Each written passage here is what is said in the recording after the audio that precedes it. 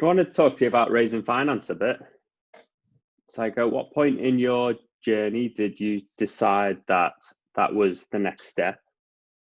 Like, most people start just using their own money and getting going, and then at some point they decide they're going to sort of take a step up sort of professionally and take some money off people to invest in their projects. And how did that come about for you? Okay, for us, it was not really a choice; it was a necessity. So therefore, there wasn't really a coming about to where we've got the freedom, like I said, to choose, because we started off in property. I actually did a little video. In fact, we mentioned last time, I'm not too certain, where we started off with zero. So therefore, we had to get creative. And I mentioned to you in the past that we actually attended some property training courses to get going. And those courses were actually paid for by personal loan. So we actually took personal loan because we believed in ourselves and believed that we would apply ourselves 100% courage and conviction to whatever we got involved with. And therefore, that was the first step. So therefore, it was essentially from day one, it was taking money from somebody else. It just so happened it was the bank. And we also believed, because of the people we had around us, network and support, that we would be able to raise the finance privately, having never done this before, providing the deal was good, the deal was right. What actually happened was we found a deal, and yes, we did find the money. Was that like a single investor, or is it a collection of people chipping in? No, that was a couple of people, like I said, because we fell short. We actually did have to take another loan from the bank in order to kind of make up what we fell short on. But again, gone out, found this deal on paper, the numbers work. So therefore, you've got to find a way to fund it by any means necessary. We managed to part fund it. We managed to take a loan for the rest. They've since been paid off, and that's fantastic. But it just is testament to the system, I guess. I don't know what about yourself, because have you been through any sort of property training? Because we've kind of had that as a bolster for us to bolster. So no, the sort of the opposite. I was always steered away probably from the training thing, because it always felt like people obviously I don't know how much you spent on whatever you did, but a lot of people talk about how you could spend X amount of money on the training, or you could just buy a house and see what happens. Depending on how much those courses cost. I always sort of leaned away from it, thinking that I wasn't sure that I really learned best that way anyway. And it felt like every penny mattered, which is interesting, because I know when it came to you, every penny mattered as well, but like you went a totally different way about it, which is really interesting. So I think as we sort of discussed the other week, I kind of had a plan going into it anyway, which was this sort of having some amount of money, but not a huge amount of money, but also having someone who was very handy and hands-on. We sort of we knew we could start. It was just a case of getting to the right moment to actually pull the trigger. What about investor psychology? How do you feel? For example, you've taken on board investment from one of your investors, to which, let's say, 4, 5, 6, 7, whatever your percentage is, and you know that ultimately you are going to make considerably more with that money. How do you feel in that sense, from a psychological perspective, around knowing that? Because as we've just said, this is something that everybody could potentially do. They just choose not to. So how do you feel around that? The way I usually frame it is sort of like I'm happy to give away the first year's money. Like, so if somebody can help me do a deal that I couldn't have done, then if it's going to make me, say, 10% return on my money for the rest of my life, I'm happy to give you 10% for the first year to make it happen.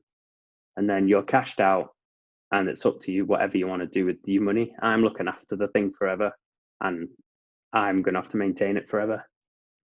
I feel like there's just a good balance there in terms of, if people want I haven't really done a sort of partner JV in terms of, apart from the one single one with like someone I've known for 15 years.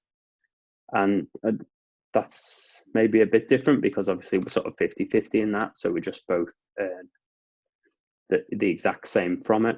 But in terms of the sort of loan investors, I think I give them a rate that actually is probably quite generous for the risk that they're taking. So, but part of that's because I know in my personality that I would do absolutely everything in my power, including put back my retirement date and sell, a pile of houses to make sure I made them right again. I want it to work for them and it to work for me as well. And I can price that number in to the deal. So that's okay. If I'm going to make the money for the rest of my life, then they can have the money for the first year. They can have the money for the first 2 years. It doesn't bother me because I'm building a thing for the future. But when you go to somebody and say, look, I can get you 8% on your money, or whatever your percentage may be, some people go, hold on, this is a scam. But yet you've worked extremely hard to find and present a package to deal so that it can sustain that. So in some ways, I guess, I don't know where I'm quite going with this, but it's interesting because one, maybe you are overvaluing the money ever so slightly. But at the same time, I'm fortunate, I'm glad for yourself, it's not actually kind of scared off it, invested it, said, look, I can maybe it's 10%. What's been the feedback we've actually gone to and said, look, I can give you X amount. So, It's a tough one, really. It's been more like I haven't had any sort of negative feedback, but you never know what people are thinking. So you're right. Some people, people are constantly battered, especially in sort of personal finance. With if it sounds too good to be true, it probably is, and that's sort of reasonable.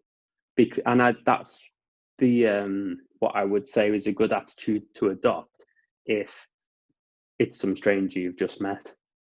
I think so much of it just depends on the integrity of the person. It's like I kind of, because I'm at a stage where I've only just started sort of the last year or so sort of discussing having sort of private investors.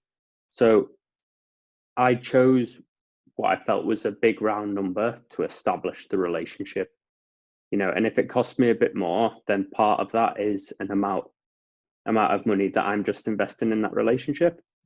And the exact numbers may change in the future, but for now I was comfortable just with, as long as my numbers add up at that number, then I'm comfortable going forward with that, because the whole point is that they're enabling me to do a deal that I wouldn't have been able to do otherwise, and they deserve a reward for that.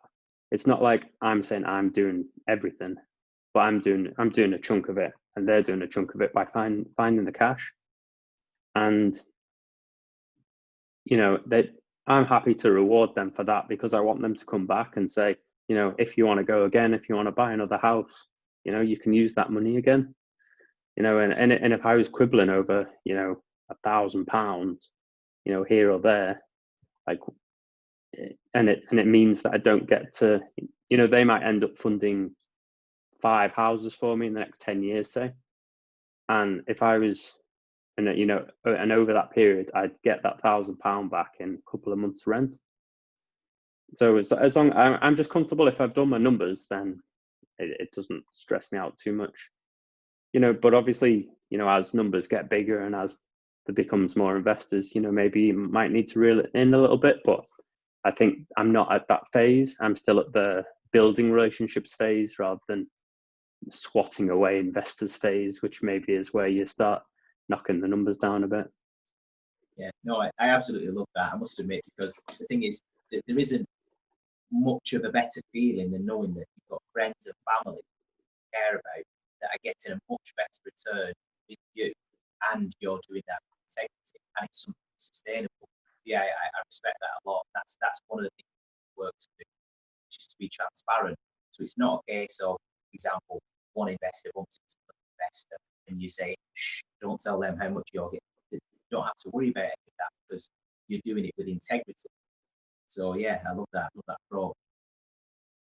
And it's I don't know, it feels like you're sort of I think you have to have a mindset shift, don't you? From they're not just you're not taking from them. You're providing a service to them. Their money's in the bank at 0.1% and falling, and you know that you're going to accomplish this project by hook or by crook, and you go into it saying that you're going to give them the money back. So if you're giving them 6, 8, 10%, that's fantastic, and that's thousands of times more than they're getting in the bank. And people want some level of diversity in their investments. That who knows how that compares to whatever other investments they might have in stocks and shares or whatever, but it can be its own channel, and they might want to put 20 into this, 20 into this, 20 into this, and you can be one portion of that. You don't need their life savings, but if they want a fixed return on some amount of money, then you can make it happen.